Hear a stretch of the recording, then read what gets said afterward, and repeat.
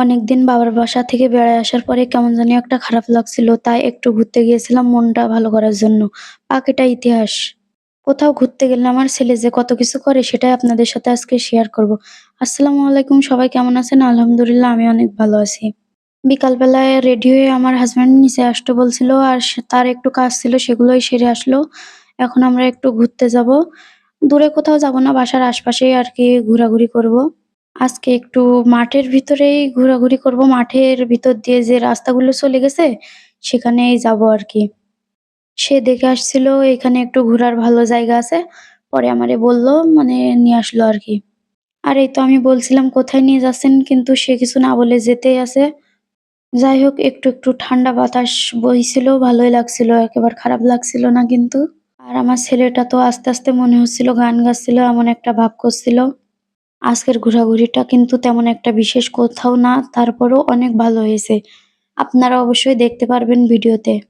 কথা বলতে অনেক দূরে চলে এসেছি। এই তো এবার আমরা একটা জায়গায় দাঁড়াবো, সেই জায়গাটা অনেক সুন্দর। এই দেখেন এখানে আমার মনে হয় মাছ চাষ করে, আর এটা বুঝতে পেরেছি কি জন্য? এখানে একটা এই তো নৌকা ছিল। পাশে একজন ছিল, তার কাছে জিজ্ঞাসা করলাম। সে বলল এখানে মাছের খাবার দেয়, যার জন্য এই নৌকাটা রাখা আছে। আর এখানে আমি একটু ভিডিও করব বলে আসছি। আমার ছেলে তো অনেক বিরক্ত করছিল। হাসব্যান্ড আর ছেলে ওদের মতো ঘুরছে, আমি এখানে একটু ভিডিও করলাম। খুব করে মন চাচ্ছিল একটু পানিতে হাত দিতে। তাই মনটারে আর ধরে বেঁধে রাখলাম না। আমি হাত দিতে শুরু করলাম। এই সময়টাতে যে কি ভালো লাগছিল, বিকেলের একটা টাইম, আকাশ ছিল মেঘলা ভালোই লাগছিল। পানিতে হাত দিয়ে এমন করার জন্য কিন্তু আমার হাসব্যান্ড অনেক বকছিল। কারণ সে বলছিল, "এভাবে করতে থাকলে তুমি কিন্তু একসময় পানির ভিতরেই পড়ে যাবা।" তারপর বকাঝকা খেয়ে চলে আসলাম রাস্তায়। দেখলাম রাস্তার ২ ধার দিয়ে অনেক সুন্দর এই গাছগুলো ছিল। এই গাছটার আমি নাম জানি না। আপনারা নাম জানলে কিন্তু অবশ্যই কমেন্টসে বলবেন। আর আমি তো কোনো ফুল পাইলেই ছিঁড়ে একটা হাসব্যান্ডের হাতে ধরায় দিই। আর আমার ছেলে দেখেন কিভাবে ভ্যাল করে তাকিয়ে আছে। ছেলে ভাবছিল ছেলের হাতে দেবো, কিন্তু আমি তো হাসব্যান্ডের হাতে দিলাম, যার জন্য আমার ছেলে একটু কেমন করে তাকাচ্ছিল। মনে হচ্ছিল ওর অনেক রাগ হচ্ছে। আর যেই ফুলটা ছিঁড়ে দিয়েছিলাম ওটাতে কিন্তু আবার কাঁটাও হয়েছিল। আমার হাতে একটা কাঁটা বেঁধে গিয়েছিল। হালকা বৃষ্টি শুরু হয়েছে। এখানে আর দাঁড়ালাম না। ভাবলাম সামনে কোথাও জায়গা পেলে একটু দাঁড়াবো। অলরেডি গুড়ি বৃষ্টি শুরু হয়ে গেছে। দেখতেই তো পারছেন ফাঁকা মাঠ, কোথাও দাঁড়ানোরও জায়গা নাই। যার কারণে আমরা আর কোথাও দাঁড়ালাম না। যাওয়ার পথে আবার আমার হাসব্যান্ড দেখলো একজন ঝালমুড়ি বিক্রি করছে। সেখানে একটু দাঁড়ালাম আরকি। এখানে দাঁড়িয়ে আমি শাপলা ফুলগুলো দেখছিলাম। আমার খুব ভালো লাগছিল। ভাবছিলাম কাছাকাছি থাকলে আমি একটা উঠায় আনতাম। এইখানে আবার ঝালমুড়ি এনে দিল আমার হাসব্যান্ড আমার হাতে। আমি খাওয়া তো যেমন তেমন আগে ভিডিও করছিলাম, আর এইগুলো তো আমার অভ্যাসে এখন পরিণত হয়ে গেছে। সবকিছুই খাওয়ার আগে ভিডিও করে নিই। আমার হাসব্যান্ড তো বলে, "এগুলো কি শুরু করলে? কোনো কিছু দিলে না খেয়ে আগে ভিডিও শুরু করো।" আর এইখানে তো আমার ছেলে আমার হাত ধরে হাঁটবে না, তার বাবার হাত ধরে হাঁটবে। যতই বলি, "আসো, আমি আর তুমি হাঁটবো," সে কোনো কথাই শুনছে না। তার বাবার সাথেই তাকে হাঁটতে হবে। এত পরিমাণ ক্লান্ত হয়ে গেছে, সে তো বসে পড়েছে, আর হাঁটতে পারছে না। তারপরেও সে হাঁটবে, কোলে উঠবে না। আমার ছেলের কিছু কাজ দেখলে আমার অনেক হাসি পায়। সে যেহেতু কষ্ট পাচ্ছে, কোলে উঠলেই তো হয়। কিন্তু দেখেন, সে কিন্তু কোলে উঠবে না, সে হেঁটেই ছাড়বে।